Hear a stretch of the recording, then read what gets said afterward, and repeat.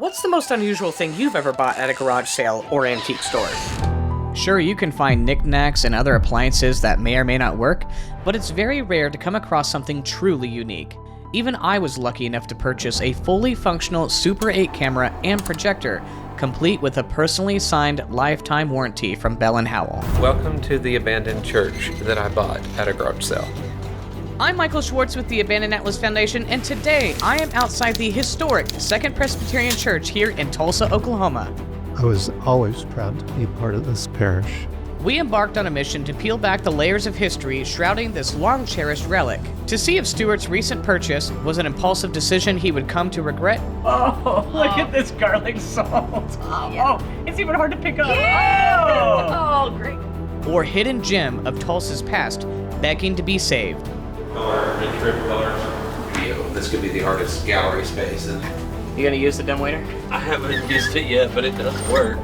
Kevin Lee, it is so good to meet you. Join me as I unravel the past, present, and future of this incredible journey that the Second Presbyterian Church has undergone.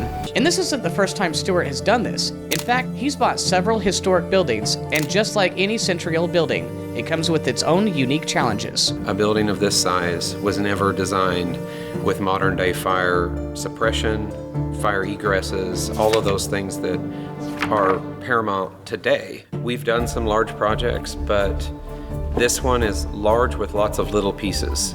When I first bought this building, I didn't know what to expect. If I'm going to save this building, I want to save the stories and the cherished memories that people have too. This is my favorite part of historic preservation, having the research done so that whatever I turn this building into, its legacy can be shared for generations to come.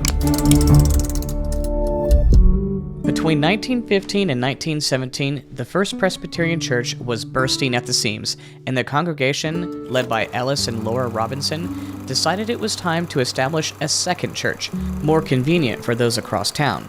This wasn't just an expansion, though. It was a birth of a completely separate church. And they wasted no time, because not long after, on May 16, 1917, the Second Presbyterian Church was officially organized, driven by the efforts of the Robinsons and the growing community. Initially meeting at a member's home, the congregation quickly outgrew the space, raising funds to construct a new, larger building. This was being built on the new fringes of Tulsa. And so Kendall Whittier is one of those streetcar, what we would have called a streetcar suburb. It was a streetcar stop away from downtown Tulsa. So this was not quite farmland, but these were the suburbs. It was constructed with the help even of some of the members. And by 1927, the new structure on Zunis was completed, marking the beginning of a proud chapter in the community's history. It's a big building, and it certainly is the biggest church in terms of structure in this part of town. These have been covered up for a long time. Yes, it's like this is a light of day. There is only one image we've seen, and it's a hand-drawn image that has the windows in it. A lot of changes occurred over time in Tulsa. The heyday of the church is a really interesting question. There was a pastor here named Pat Murphy. He was selected to be the first officially instated pastor here, and during his tenure, he grew the congregation from around 35 to about 300 members by 1920. He was the pastor who really built this church into the thriving community that it was. Of course, the church is not just the building. All we see now is the outer shell. But a church, a parish, is the people. And the people here were wonderful people. It was just apparent that this building had a lot of life back in the day, and it's not living to its fullest potential. In a sense, it's empty, but it's not, because it's full of wonderful, rich memories. The church enjoyed nearly 4 years of fruitful operations and spawned many programs within its first year, including youth programs like the Boy Scouts, Girl Scouts, and even Campfire Girls, as well as missionary societies and service organizations such as the Red Cross. A key program was the Cherokee Heights Men's Club, which brought local businessmen together to discuss and plan ways to contribute to Tulsa's growth and progress. Back in the heyday of this neighborhood, I think this definitely would have been a neighborhood church. The auditorium was massive and had the capacity for 1,000 people, as well as an assembly room to accommodate around 300 more. There were also offices, adult classrooms, and a ladies' parlor. Classrooms for Sunday school and a community hall and stage were stationed on additional floors of the grand building. The original historic brick is just a look you can't replicate. This building has a lot of super unique architectural elements. There were a lot of things done with this building in 1927 that were being done very differently here. The first ceremony was held on October 23, 1927.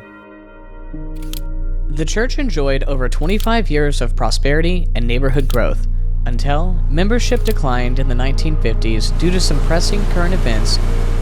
But it wasn't just Tulsa. This was happening all across the nation. Something interesting about the Presbyterian Church, they don't individually own their buildings. So mathematically, when the church dwindles to a point that it can't financially support itself, the presbytery decide to close the building. And it stirred quite a bit of conflict within the congregation.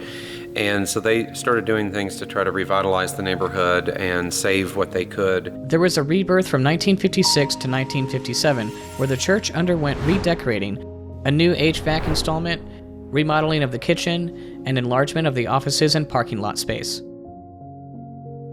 In 1967, the church encountered an actual roadblock with the construction of the Crosstown Expressway. It did decline. As a means of recognizing with urban renewal, the church realized they got cut off from the south side of Highway 244, Interstate 244. As attendance began to dwindle, the congregation looked for ways to strengthen their impact on the community. While Second Presbyterian had always been a force for good, they took this opportunity to double down on their charitable efforts, expanding their reach and services.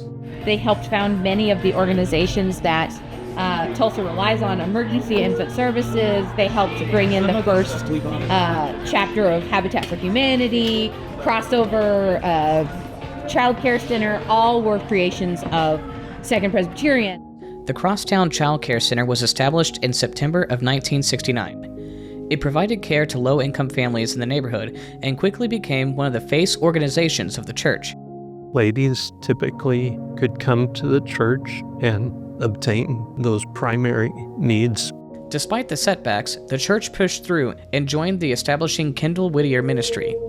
So one of the organizations that they founded is now known as Kendall Whittier Inc., but it was specifically for food insecurity. So absolutely that oven was put to work feeding, people in the neighborhood, the congregation, and beyond. Whew.